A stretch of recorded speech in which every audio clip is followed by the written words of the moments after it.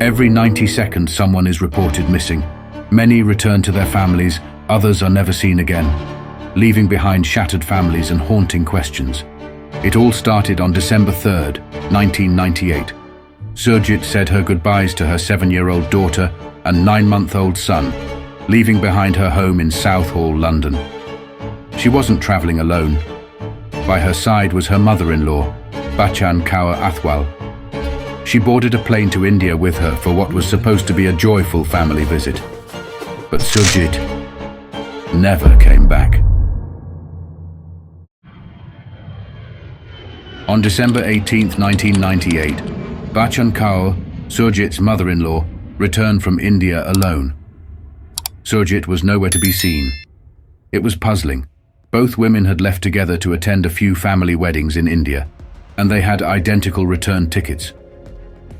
So why didn't Surjit come back with her? When asked about Surjit's whereabouts, Bachchan Kaur gave a strange explanation. She claimed that Surjit had decided to extend her stay in India. But something didn't sit right. Surjit had 2 young children waiting for her at home. Why would she suddenly decide to stay back without even a word to her husband or her parents? But Bachchan Kaur was insistent. Surjit was happy in India, and she'd be back in due time. When the family was pressured for more information, Surjit's husband, Surjit Atwal, finally broke his silence and said, "She left me for another man." This was quite a revelation, and one that made little sense to those who knew Surjit. She was a devoted mother. She adored her children and would never abandon them. So, why did her mother-in-law and husband insist that Surjit had run off? Sarabjit, Surjit's sister-in-law, still remembers the day Surjit left for India. She couldn't summon the strength to say goodbye. Something inside her wouldn't let her. Instead, she locked herself away in her room, weeping for hours. But why? What was it that weighed so heavily on Sarabjit's heart that day? What was haunting her? What did she know? To piece together this puzzle, we need to step back in time. It was July 17th, 1971, a bright and beautiful summer day, when Surinder Kaur, a woman of Indian origin from a Sikh background, welcomed her daughter into the world. Her husband, Mohinder Pal Singh Dhillon, fell in love the moment he held the tiny bundle of joy in his arms. They named her Surjit Kaur, marking the beginning of what seemed like a beautiful and promising life ahead. Surjit grew up in the quiet suburb of Foleshill, surrounded by her loving family. In 1987, Surjit turned 16. Her life, until that point, had been carefree and filled with laughter. But her life was about to change forever. That same year, her parents, Mohinder Pal and Surinder Kaur, began searching for a suitable match for her. Marriage, in their eyes, was the next step for their daughter, a cultural expectation that had been set in motion long before she was ready. For Surjit, the idea of marriage was a looming shadow, something inevitable, but not something she had ever dreamed of at just 16 years old.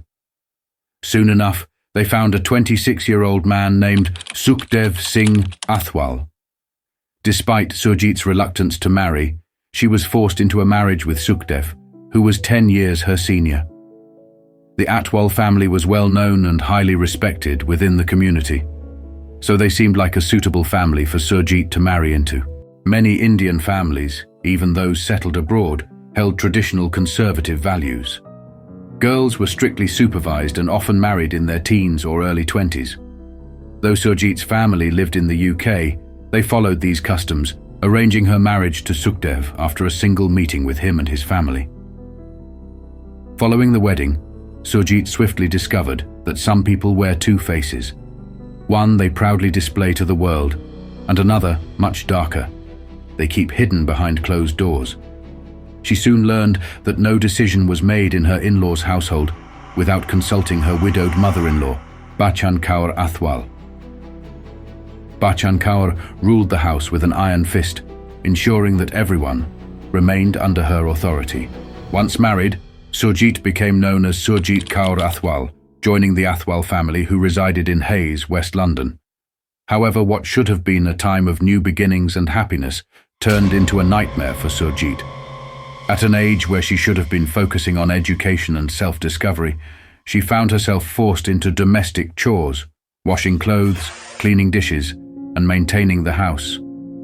If she made any mistakes, her mother-in-law, Bachchan Kaur, would unleash her fury. To make matters worse, whenever Surjit spoke up, her husband, Sukhdev, would beat her severely. You may wonder why Surjit didn't confide in her parents or siblings about the abuse she was enduring. In fact, she did. She showed her injuries to her family on numerous occasions. Yet, their response was always the same. It's only temporary, be patient, and soon you'll win the affection of your in-laws. However, for Surjit, who had never experienced such misery in her life before, these past few months with the Atwal family felt unbearable. In 1989, Hardev, Sukhdev's younger brother, also entered into an arranged marriage with a young woman named Surjit. Like Surjit, Surjit was innocent and obedient. But it didn't take long for Surjit to realize the true nature of the Atwal household. Bachchan Kaur treated her two daughters-in-law as mere servants, expecting them to cook, clean and follow orders all day long. They were not treated like family, but rather as laborers in the household. The harshness of their reality only deepened their connection, making them not just sisters-in-law, but close confidants, united by the shared burden of their lives in the Atwal family. Amid this oppressive environment, Surjit and Surjit found solace in one another. Their shared misery created an unspoken bond. Both trapped in loveless, controlling marriages, they realized they had more in common than just their duties. They understood each other's silent struggles. Surjit's isolation and Surjit's frustration mirrored one another. In a later interview, Surjit recalled how, in 1991, when both she and Surjit were pregnant, they were still forced to carry out their household chores as usual. Despite giving birth to their children, the oppressive treatment from Bachchan Kaur continued. She would scold them even at the slightest sound of her grandchildren crying. To outsiders, the Atwal family appeared devout and amiable. They regularly attended their local gurdwara, and whenever they encountered others, they maintained a cheerful demeanor, never revealing the torment happening within their home. Behind closed doors, however, Surjit was left to suffer the wrath of both her husband and her mother-in-law. Despite the physical and emotional abuse, there were times when Surjit bravely stood up to her in-laws. But that only led to further violence, and the constant oppression drove her to the brink of despair. Eventually, Surjit decided she needed to regain some control over her life. Despite the cruelty she endured, Surjit remained mentally resilient. Deep down, she craved more than just survival. She dreamed of freedom, happiness beyond the oppressive walls of her in-laws' home. She resolved to leave the house and find a job to escape, at least temporarily, from her home environment. She applied for jobs at various places and was eventually hired as a customs agent at London Heathrow Airport. Her charming personality and friendliness allowed her to make many new friends at work. For the first time, Surjit began to enjoy her adult life. Surjit started to contribute financially at home, thinking that might make things easier for her, but that was just a false hope. It didn't make any difference. Eventually, Surjit was able to save some money and started asking her husband to buy a separate house, which for some reason he agreed, of course, with the blessing of his mother. The couple ended up buying the house right next door. In theory, this was to make things better at home, but it only increased Bachchan Kaur's territory. Now she was ruling two houses, dividing her time between the two, and Surjit had to give money to her husband as well as her mother-in-law. At least Surjit had her work where she found some peace. She started to go out socializing with her new friends. However, this was reported back to Sukhdev and his mother by community members, infuriating them and making the beatings even worse as they didn't want her to make any friends. Since Surjit had started her job, Sukhdev became paranoid, convinced that his wife was being unfaithful. In 1997, when Surjit gave birth to a son, Sukhdev refused to accept the child, questioning the child's paternity. His accusations devastated Surjit, and now it wasn't just Sukhdev, but the entire Atwal family who looked at her with suspicion. Despite Surjit's repeated attempts to clear her name and prove her innocence to her husband, Sukhdev was unrelenting. His mistrust had become so overwhelming that Surjit felt increasingly trapped in a suffocating environment. After years of enduring mistreatment and abuse at the hands of her in-laws, she longed for companionship and affection. Naturally, she started gravitating towards her co-workers, hoping to find solace. During her time at the airport, Surjit struck up a friendship with a man who treated her with kindness and respect, which she never received at her home. This new bond filled a void in her life, and soon Surjit found herself falling in love. On the other side, Sukhdev's suspicions turned into obsession. Every morning when Surjit left for work, Sukhdev would trail her movements, following her to and from her workplace. Whenever she spent time with her friends, Sukhdev would track her whereabouts, leaving no aspect of her life untouched. Within a short period, Sukhdev discovered Surjit's affair. Armed with this information, he shared the news with his mother, brother, and sister. Upon learning of Surjit's infidelity, the Atwal family was outraged. They believed that Surjit's actions were staining the family's reputation and that she needed to be taught a harsh lesson. Sukhdev confronted Surjit about her affair, and when she realized the entire family knew, she began contemplating a life-altering decision. In November 1998, Surjit finally gathered the courage to ask Sukhdev for a divorce. However, both Sukhdev and his mother, Bachchan Kaur, outright refused her request. Surjit had anticipated this reaction, especially knowing how much sway her mother-in-law held over her husband. The days dragged on, and in December 1998, a significant meeting took place in the lounge of their main house. Surjit wasn't present, but in attendance were Bachchan Kaur, her daughter, Sukhdev, Hardev, and even Surjit. Over cups of tea, Bachchan Kaur addressed the room. Surjit is spiraling out of control and bringing shame to our family. We need to rid ourselves of her. I've spoken to someone in India who can take care of it and erase her from existence. This cold and calculated plan resonated with the family. Sukhdev, despite being Surjit's husband, was fully on board with the decision to have her eliminated. Everyone seemed to agree with Bachchan Kaur's plan, except for Surjit, who was terrified.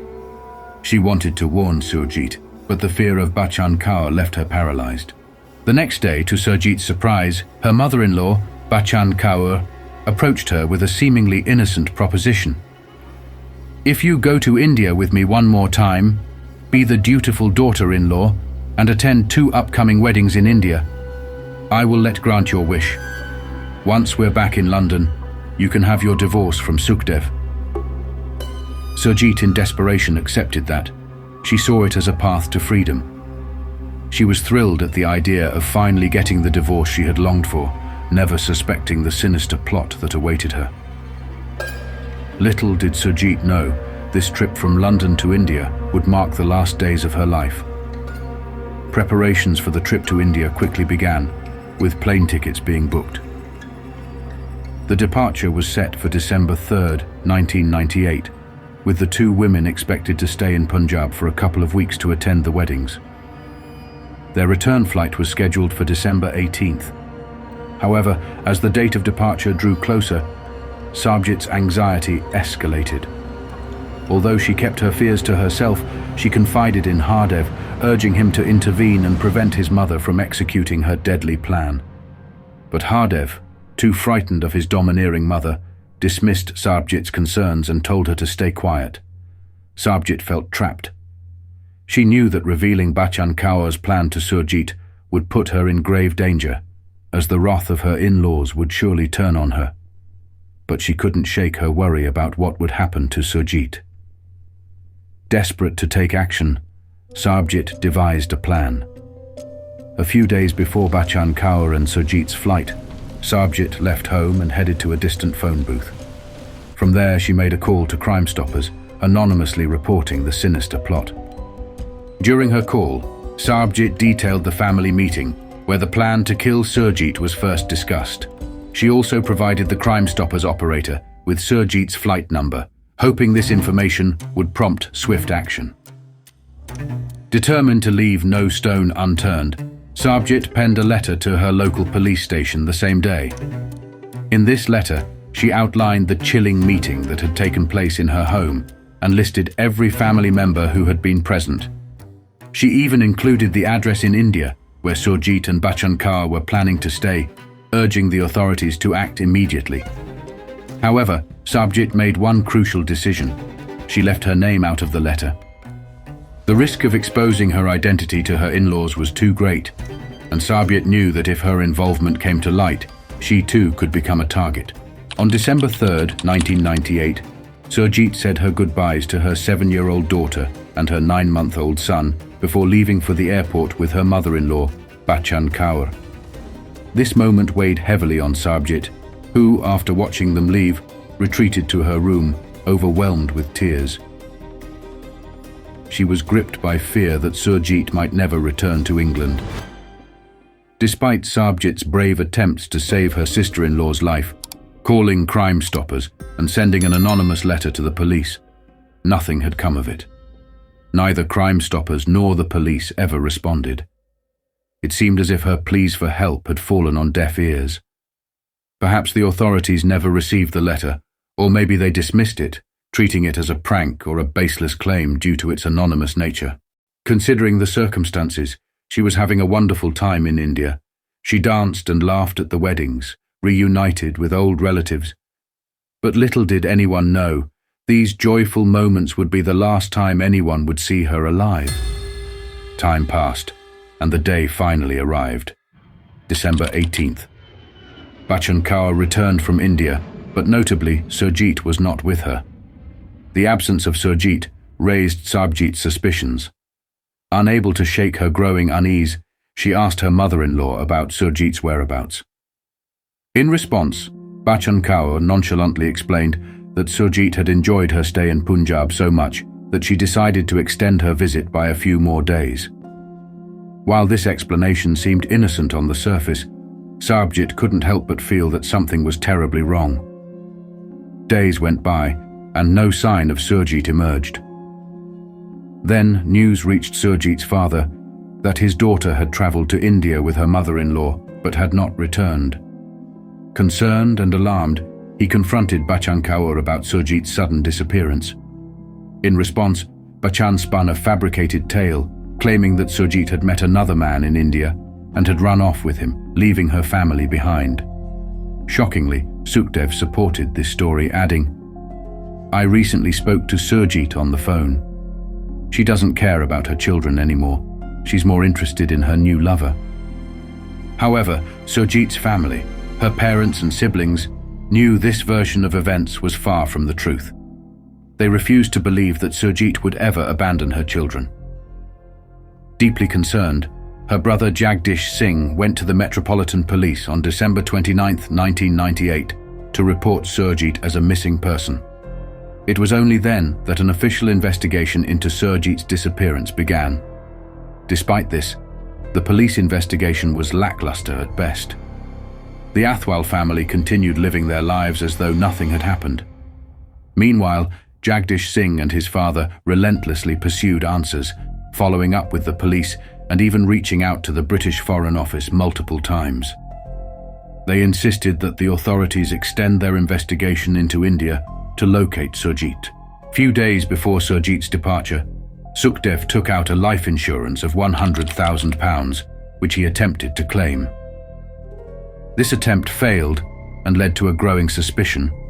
Sukhdev filed for divorce from Surjit in court, citing that she had run off with another man while in India. His goal was clear: distance himself from the growing scrutiny. In May 2000, a breakthrough occurred when the Metropolitan Police arrested 4 members of the Atwal family for conspiring to murder Surjit in India. The matriarch Bachchan Kaur, her sons Sukhdev and Hardev, and Surjit's sister-in-law. Their time in custody was brief, but Surjit saw it as her chance to reveal everything, describing the years of abuse Surjit endured, the dreadful family meeting, the call to Crime Stoppers, and the letter to the police. However, Instead of investigating further, detectives turned their suspicions onto Surjit, believing she was involved in the murder and only offering partial truths to divert blame. Because Surjit's claims, if true, would expose police negligence, they dismissed her accusations to protect their own reputations. When they couldn't prove her guilt, they labeled her mentally unstable. This devastated Surjit, who had been doing everything she could to seek justice for Surjit.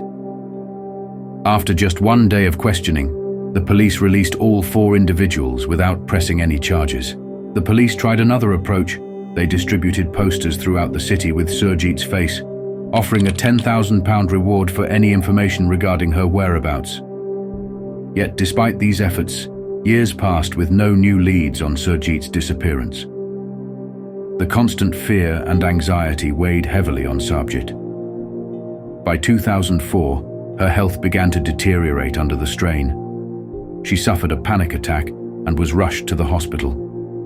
But during her recovery, Surjit came to a crucial realization. She could no longer remain tied to the Atwal family. Upon her discharge, she went straight to her father, Siwa Singh Bath's house, where she finally revealed the chilling details of the meeting where the plot to kill Surjit had been discussed.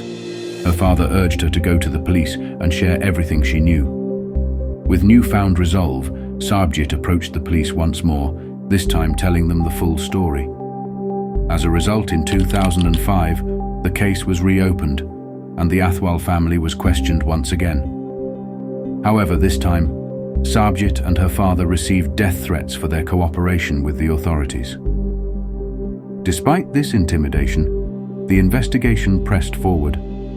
Under the leadership of Detective Chief Inspector Clive Driscoll, a team of Metropolitan Police officers traveled to India for 10 days to collect evidence and interrogate suspects. By November 3, 2005, the police had gathered enough evidence to officially arrest Bachchan Kaur, Surjit Atwal, and Surjit's husband, Hardev Singh, for their involvement in Surjit's murder. The case finally started to unravel, and in August 2006, it was confirmed that Bachchan Kaur and Surjit Singh had orchestrated the murder of Surjit. The truth behind Surjit's tragic fate was shocking. After arriving in India, Surjit and Bachchan Kaur were picked up by Darshan Singh, Bachchan Kaur's brother. On December 5th and 6th, they attended the 2 weddings in Punjab. A few days later, Surjit expressed a desire to go shopping. Bachchan Kaur gave her some money and suggested that she go with her uncle, Darshan Singh. Unbeknownst to Surjit, this outing would be her last. Darshan Singh, along with an accomplice, drove Surjit in a jeep. After a while, when Surjit mentioned she was thirsty, Darshan handed her water that had been drugged. The sedative quickly took effect, rendering Surjit unconscious.